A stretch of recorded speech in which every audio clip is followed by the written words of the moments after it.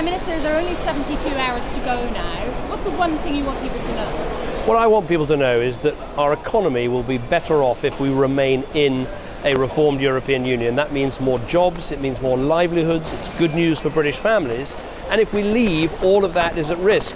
You know, we started today in Redditch, where this part's made, then we went to Beerley, where another 600 people are employed making components for these cars, and here we are in Cowley, 4,500 jobs, and 44 out of every 100 cars they produce go to the European single market.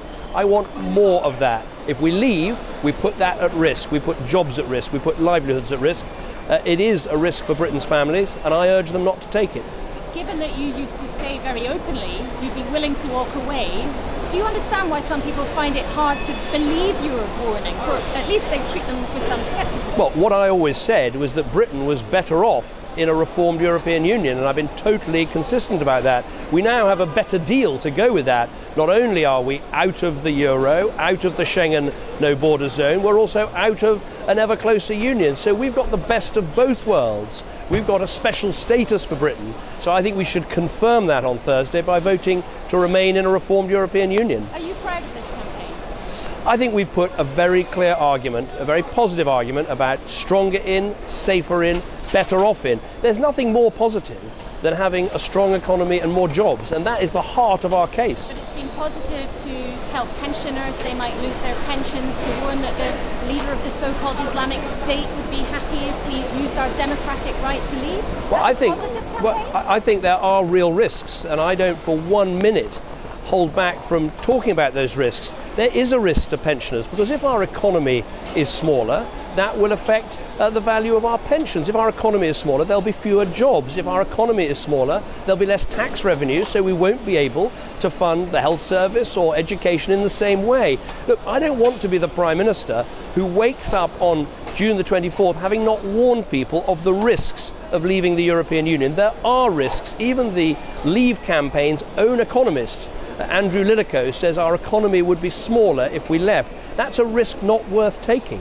In terms, though, of the tone of the debate, there have been all sorts of accusations flying around. There are always strong passions in any debate.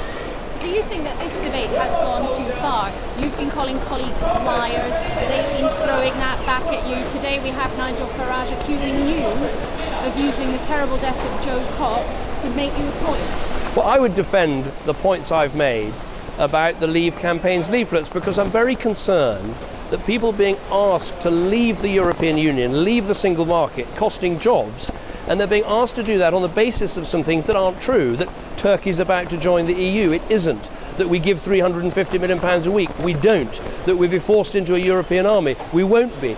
Look, there are obviously arguments you can make on both sides, but people shouldn't put forward things that aren't true in order to persuade people to take a step that would cost jobs, cost livelihood, and cost this country dear. As you say, what voters want is politicians to be honest with them.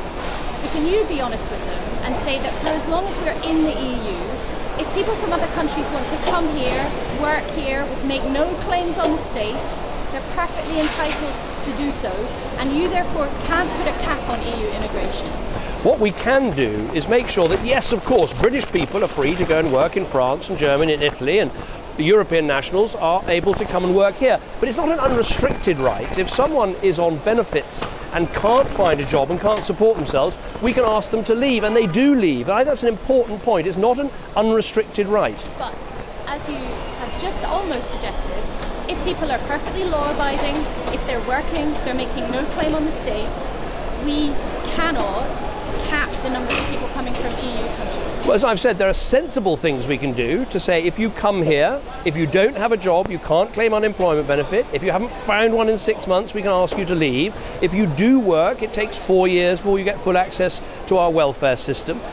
Those are restrictions, and sensible and good restrictions, that we only get if we vote to remain. But I think it would be wrong and foolish and unwise to leave the single market altogether, because if we did that, we'd damage our economy. But Prime Minister, just on this very important point, you've said voters deserve politicians telling them the truth. it is true to say if somebody doesn't break the law, if they're not making any claim on the state, if they're from an EU country, they can come here in as many numbers as they want. We can't limit it. Well, it's true that British people can go and work in France and Germany and Italy, as many choose to, and there are 2 million Britons living abroad whose rights are guaranteed. And if Europeans want to come and work here, they can. And let's celebrate for a moment the fact that there are 50,000 EU nationals working in our health service as doctors, as nurses, as care assistants, and let's recognise they make a contribution. So there are good ways to control immigration. There are bad things to do, leaving the single market, which I think is the most important issue in this campaign, would shrink our economy, cost jobs and cost British families dear. And that's a risk we shouldn't take. It is, in a way, about the future of Britain's families. And all my experience over the last 6 years as Prime Minister says there's nothing more important than a strong economy. Do you wish you'd made a more positive case for immigration? I think we've made a positive case about stronger for our country being in. We've made a positive case about being safer, fighting terrorism together. And by the way, I don't for 1 minute withdraw the remarks I made about Daesh. They want the West to be disunited. They want us to fall out with each other. I want the Western democracies to work together. There isn't a problem in the world where countries like France and Germany and Italy and Britain can't, by working together, get better solutions. If you lose this week, have you thought about what you'll do? Well, I'm fighting very hard for Britain to remain in the European Union. But obviously, I've said I will accept the verdict of the British people. Some questions are so big, they need to be answered by the British people, not just by the politicians. This is one of them. But I very much hope we make the right choice and remain on Thursday. But as a human being, you must have thought about your own job, what happens to your own family. Of course I think about those things, but frankly, this issue is much more important than any one politician's future or job or all the rest of it. This is about Britain's future. This is about our family's future. It's about young people's future, children and grandchildren. This is irreversible. If we walk out of that exit door, there's no way back in. And so this is a decision not just for 5 years or 10 years, it's a decision for our lifetimes. And I really am concerned that we get it right. What do your own children think? Well, Nancy and Elwyn are old enough to have been talking about it, and Nancy stole all my Stronger In badges out of my box last night and took them off to school, so she's quite passionate about it. I don't know, nothing would surprise me. So obviously but they're approaching it as, well, what's this all about, Dad? What are these opportunities? What's the future? And I think it is about our children, and I would urge people before they vote, look at your children, think of your grandchildren, think of the world we want them to grow up in, think of the opportunities we want them to have, think of the jobs. We want more high-quality, skilled jobs like the ones we see here in Cowley. And there's no doubt, I know people are fed up with hearing about experts, but frankly, when you've got so many people saying that we would be stronger in and our economy would be weaker out, it really is worth listening to them. And very briefly, yes or no, is there even a tiny shred of you that regrets calling this referendum? No, because some questions are so big, we have to settle them. I believe in politics you have to confront the big issues.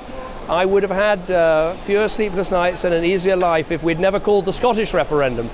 But Scotland wanted a referendum, the issue needed to be settled. Again, with this issue, we need to settle it. And I hope we settle it in the right way by staying in, because we need to work together to create jobs. We need to work together to keep our country safe. And we need to work together to build those opportunities for our children and grandchildren.